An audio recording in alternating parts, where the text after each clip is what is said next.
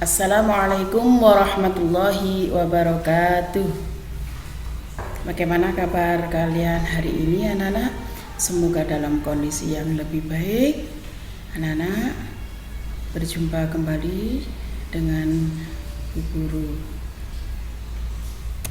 Nah, sebelum kita mulai belajar anak-anak, marilah kita membacakan tawasul kepada baginda Rasulullah Sallallahu Alaihi Wasallam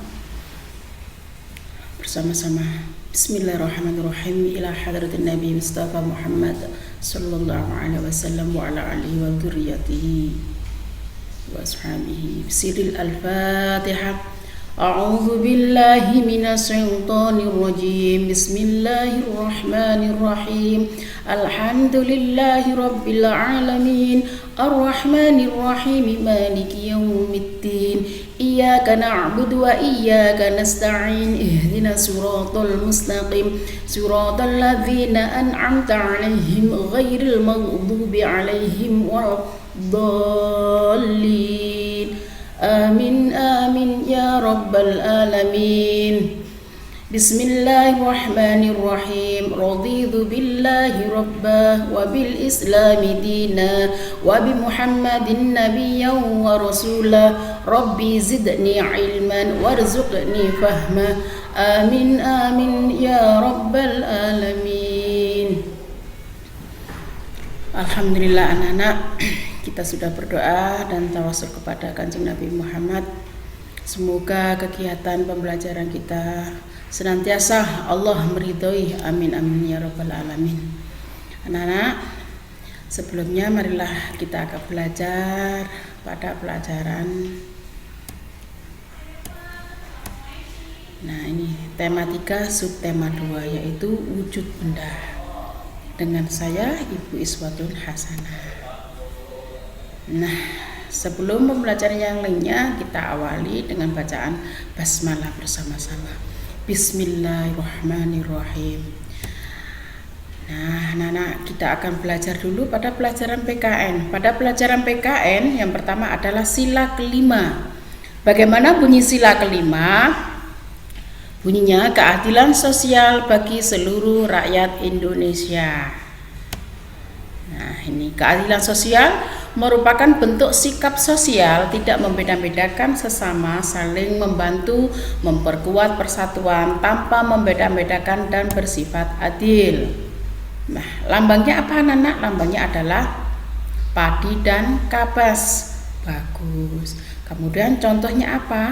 Contohnya adalah gotong royong, kegiatan yang dilakukan bersama-sama untuk menyelesaikan masalah. Gotong royong ini biasanya melibatkan banyak orang anak-anak. Nah, itu ya anak-anak ya. Oke. Nah, sekarang apa sih manfaat gotong royong itu? Yang pertama yaitu meringankan pekerjaan. Jadi, suatu pekerjaan apabila dilakukan bersama-sama, maka pekerjaan itu akan menjadi lebih ringan. Terus yang kedua, menumbuhkan sikap tolong-menolong, ada rasa peduli terhadap sesama. Kemudian yang ketiga, yaitu mempererat tali persaudaraan. Jadi, perasaan bersaudara, merasa satu hati, satu perasaan itu akan lebih mempererat tali persaudaraan anak-anak. Nah, ini manfaat gotong royong. Oke, kemudian bahasa Indonesia. Nah, pada pelajaran bahasa Indonesia kita akan belajar tentang bagaimana wujud benda. Nah, di sini ada 3 wujud benda. Yang pertama adalah padat, kemudian cair, dan gas. Nah, ini kurang gas, ini ada tulisannya anak-anak ya. Oke, kita akan belajar dulu tentang benda padat. Contohnya apa? Di sini Bu Guru memberikan contoh batu bata anak-anak. Nah, bagaimana sifatnya? Bentuknya tetap. Batu bata itu bentuknya tetap. Kalau dia berbentuk persegi 4 ya, dia akan berbentuk persegi 4 atau balok seperti ini ya. Volumenya tetap, bisa digenggam. Nah, seperti itu ya anak-anak ya. Jadi bentuknya tetap, volumenya tetap, bisa dipegang, bisa dirasakan, tidak berubah bentuk. Itu namanya wujud dari benda padat. Kemudian yang kedua adalah cair. Cair itu sifatnya bagaimana? Sifat bentuknya berubah sesuai wadahnya, tidak dapat digenggam. Contohnya apa? Air bisa dilihat ya, tapi tidak bisa digenggam. Nah, biasanya benda cair ini mengikuti wadahnya. Air apabila dimasukkan dalam gelas, maka dia akan menyerupai gelas. Nah, seperti itu ya anak ya. Kemudian yang ketiga adalah gas. Bagaimana sifatnya? Mempunyai volume dan bentuknya selalu berubah-ubah sesuai dengan tempatnya. Contohnya di sini Bu Guru memberi contoh apa? Contohnya adalah balon, di dalamnya ada gas. Ya anak-anak ya. Oke. Kemudian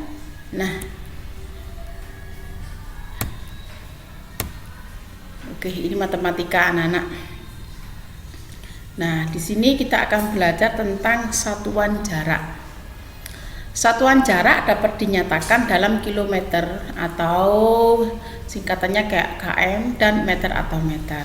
Dan apabila kita hitung rumusnya 1 km sama dengan 1000 meter. Contoh, Bu Guru memberikan contoh seperti ini. Rumah Ana ke danau berjarak 15 km atau 700 meter. Berapa jarak rumah Ana ke danau dalam satuan meter? Jawabnya adalah 15 km ditambah 700 meter. 15 km sama dengan 15.000 ya. Kita buat meter dulu. 15.000 meter ditambah 700 meter sama dengan 15.700 meter. Ya anak-anak ya. Kemudian yang kedua adalah satuan berat. Alat yang digunakan untuk menimbang berat adalah timbangan. Contohnya bermacam-macam timbangan itu. Nah, di sini ada timbangan badan, bentuknya seperti ini anak-anak. Biasanya untuk menimbang seseorang untuk mengetahui berat badan. Kemudian timbangan kue. Nah, ini contohnya seperti ini. Biasanya digunakan para pengguna untuk membuat kue takarannya memakai timbangan kue ini anak-anak. Kemudian timbangan warung. Kenapa disebut timbangan warung? Biasanya digunakan oleh para pedagang ya. Kemudian yang kedua adalah timbangan beras, seperti ini anak-anak. Kemudian timbangan digital, di sini ada angkanya di bawah. Kemudian timbangan neraca. Oke. Nah, sekarang kita akan maknai dulu apa sih kg itu. Kg itu adalah kilogram. Hg itu apa? Hektogram. Dak itu apa? Deksagram. G itu apa? Gram. Dg itu apa? Desigram. Cg itu apa? Sentigram. Dan mg adalah miligram. Bagaimana caranya? Kita bacanya kan seperti ini anak-anak ya. Mengubah satuan ke bawah setiap turun satu tangga dikali 10. Jadi kalau turun ke bawah seperti ini, itu dikalikan 10 setiap turun satu tangga. Sedangkan untuk naik ya, mengubah satuan ke atas. Nah, seperti ini.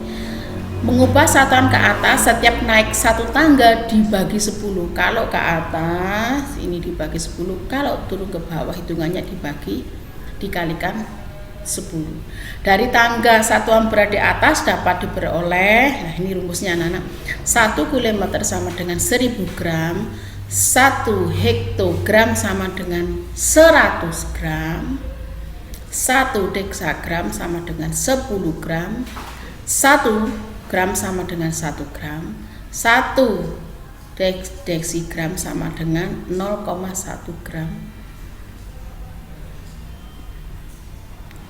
1 sentigram sama dengan 0,01 gram ya. 1 miligram sama dengan 0,001 gram. Itu sudah rumus anak-anak. Jadi kalian harus pahami dulu rumus itu dengan benar. benar. Oke, selanjutnya. Nah, perhatikan cara membacanya. Setiap turun satu tangga kalikan 10. Misalnya 1 kilo sama dengan berapa titik-titik Hg. Dari kilo ke Hg turun satu tangga, artinya 1 kilogram sama dengan 1 kali 10 Hg, sama dengan 10 Hg. Demikian juga setiap naik tangga dibagi 10, misalnya 1 Hg sama dengan titik-titik kilogram. Dari satuan Hg ke satuan kilogram naik 1 tangga, artinya 1 Hg sama dengan 1 dibagi 10 kilogram atau sama dengan 1/10 kilogram. Gitu ya anak-anak ya. Selain satuan berat di atas, kita juga mengenal satuan ons, pon, dan kuintal serta ton. Artinya 1 kilogram sama dengan 10 on, dan 1 on sama dengan 100 gram, 1 pon sama dengan 500 gram, 1 kuintal sama dengan 100 gram, 1 ton sama dengan 1000 kilogram.